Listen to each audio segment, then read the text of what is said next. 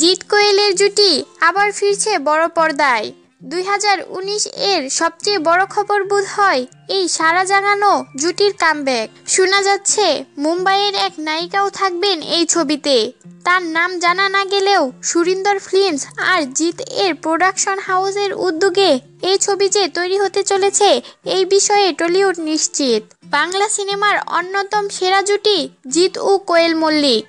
একসঙ্গে একাধিক সিনেমায় অভিনয় করে জনপ্রিয়তা এবং সাফল্য পেয়েছেন এই তারকা জুটি। দর্শকের কাছে তাদের গ্রহণযোগ্যতা এতটাই যে এই জুটিকে জিকু নামে সম্বোধন করা হতো। 2003 সালে নাটের গুরু ছবিতে জুটি বেঁধে যাত্রা শুরু করেছিলেন তারা। এরপর মানিক, শুভদৃষ্টি, হিরো, ঘাতক, সাত পাকে বাঁধার মতো হিট ছবি উপহার দিয়ে সফল জুটিতে পরিণত হয়েছেন তারা। এই জুটির সর্বশেষ ছবি বেশ করেছি প্রেম করেছি মুক্তি পায় 2015 সালে।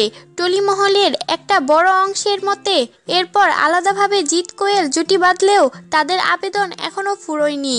শোনা যাচ্ছে জিৎ নাকি তার নতুন ছবিতে কোয়েলকে চাইছেন বেশ কিছুদিন ধরেই। ইতিমধ্যে নতুন গল্পের জন্য পাবেল ও অভিমন্যু সহ বেশ কয়েকজন নতুন পরিচালকের সঙ্গে কয়েক দফা আলোচনাও সেরে ফেলেছেন নায়ক।